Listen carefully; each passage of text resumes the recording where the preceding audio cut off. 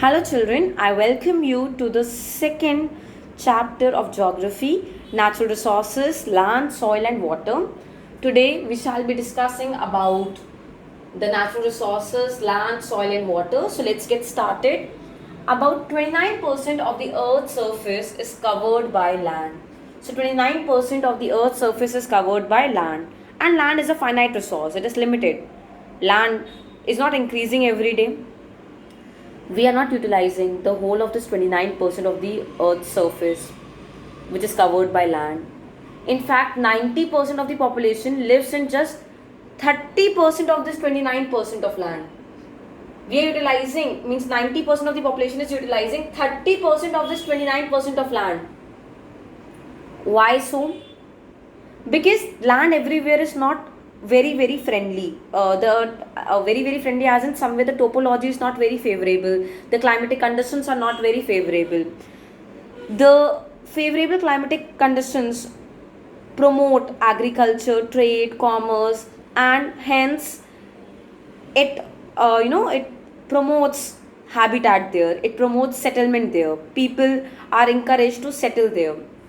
If the climatic conditions are unfavorable, people do not prefer to live in those places. Now, land is used for multifarious purposes. Land is used for agriculture, for construction of roads, industries, houses, schools, for grazing of animals, and more. Land is used for multifarious activities. So, such utilization of land for multifarious activities is called land use. Now, we have to be very careful while deciding how to utilize land. For example, if you construct a mall on very fertile land, it is sheer waste of land. That land should only be put into agricultural, put for agricultural purposes, put into use for agricultural purposes. Making a mall on such fertile land is a sheer waste of resource, of course. So we have to be very careful while deciding how to use land. So land use should be done after careful analysis. Now, land quality is being deteriorated. Why is it getting deteriorated? Land quality is getting deteriorated due to deforestation. We cut down trees on a large scale to satisfy our need of furniture, paper, etc. When we cut down trees, there is nothing to hold the soil particles together.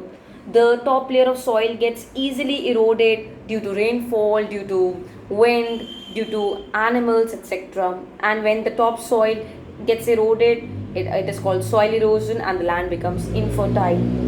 Besides this, we use chemical fertilizers which make the land barren, infertile. The overgrazing of animals, since land is so limited, the population is increasing at an alarming rate, so we do not have lot of land. So what do? We make the animals graze on the same land over and over again, and due to this overgrazing also land gets deteriorated. The countries with smaller population and better technology are able to make the best use of land. The countries, say like USA, Canada, they are able to make better use of land than us. Now, land. On the land, there can be a mountain. Yes, the first landform can be mountain. High altitude regions on the surface of earth are called mountains. Mountains have their own relevance. Mountains provide scenic beauty, they encourage tourism, then they provide facility of adventure sports, then they are source of various glaciers, that is fresh water, they provide various medicines. Then if I talk of plateaus, plateaus are also raised tablelands, they are also high but then they are flat on top. The plateaus are of course not very fertile, and but then they are rich in minerals, they are storehouse of minerals, and mining activities are possible only because of plateaus and because of the minerals which are found in plateaus.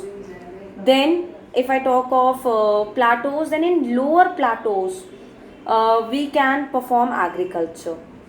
Then plains, the low altitude, the flat land, the fertile region where there is confluence of rivers, where we live, right there there, there are plains. We are living on plains only. So what are plains basically? See, mountains are also elevated areas.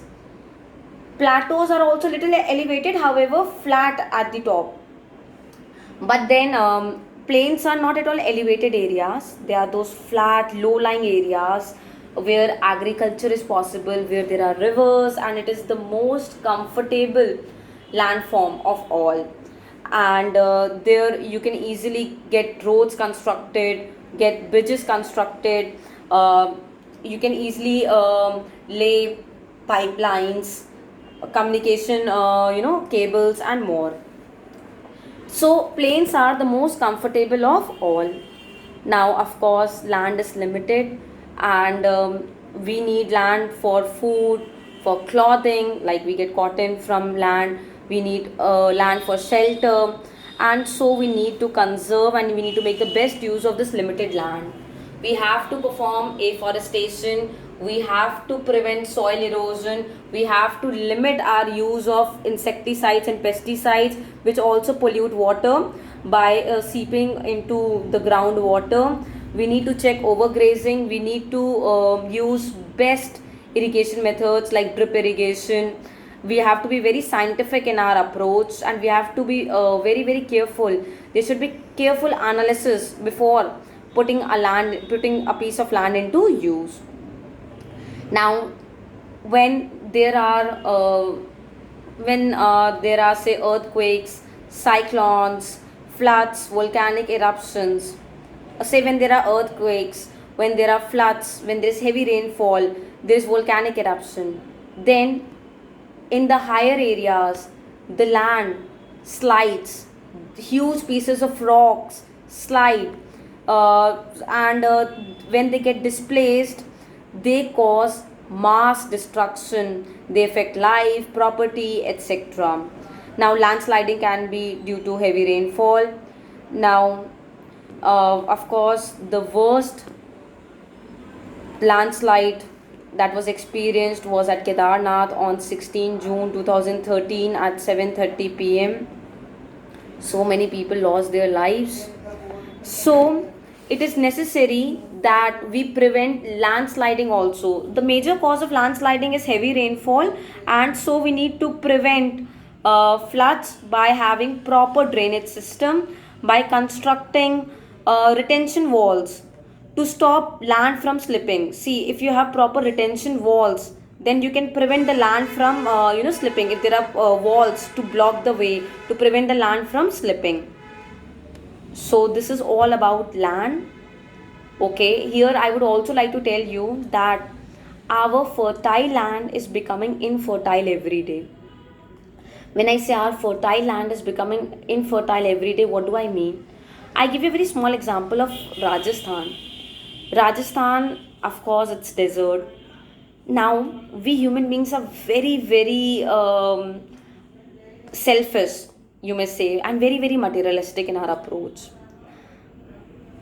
We grow only those trees which have commercial importance. We think that cactus and all other trees are of no use, so we do not grow them. Now, this is our foolishness. Such trees, such thorny plants also have their own importance in the nature. Such thorny plants prevent the hot winds blowing in Rajasthan to blow in Delhi. But then we have cut down those trees, so now the hot winds of Rajasthan are blowing in Delhi. And if this continues, then Delhi will soon become a part of Rajasthan. That is, Delhi will also turn into a desert. There will be barren land all around, because we are not understanding the importance of those thorny plants. This is called desertification. What is desertification?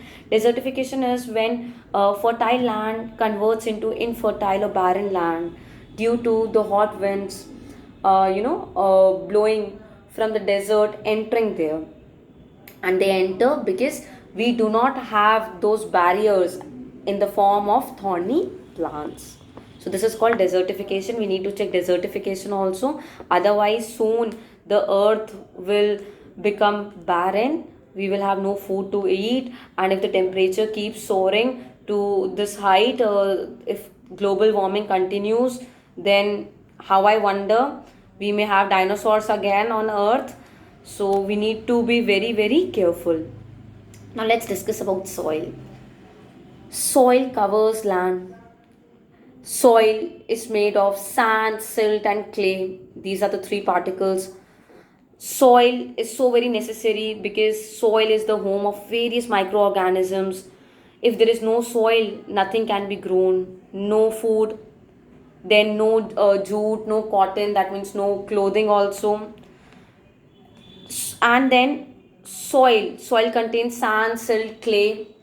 Soil also contains humus. What do I mean by humus? Humus means organic matter. What do you mean by humus? Organic matter. What is organic matter, beta? Organic matter means, see, when organic matter means, say, when plants die or when their leaves wilt, then these leaves, they they are converted by various microorganisms into organic matter, into compost. This is called humus. When the organic waste, when the organic waste gets decomposed, it becomes humus. And humus is very important for soil. The more the humus in the soil, the richer the soil is, the darker the soil is. So humus means humus, humus. Humus means organic matter in the soil, and the more the humus, the better the soil is, the darker the soil is. And the more the humus, the more the fertile, of course, the soil is, and it has better water retention capacity. It can retain water better.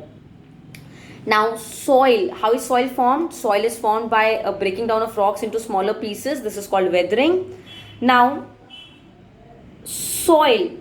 Soil depends upon, of course, the parent rock. The rock, because soil is formed from rock. So, if the rock is rich in magnesium, soil will also be rich in magnesium, right? So, soil more or less depends upon the rock, the parent rock, upon its composition. Of course, soil also get its color from the rock. If the rock is red in color, then the soil will also have that tinge of red color in it. Soil, of course, depends upon temperature. If there is higher temperature, then the process of weathering will increase. The rocks will increase at a greater pace, and there will be more soil formation. If there is more rainfall, then also there will be more weathering and more soil formation will be there. However, soil takes millions of years to be formed. A few inches of soil takes millions of years to be formed. And soil depends upon, the quality of soil depends upon the parent rock, the temperature, rainfall, etc., climatic conditions, relief features also. How are the relief features there? For example, alluvial soil is found in flat areas. Of course, it also depends upon the number of plants and animals living there.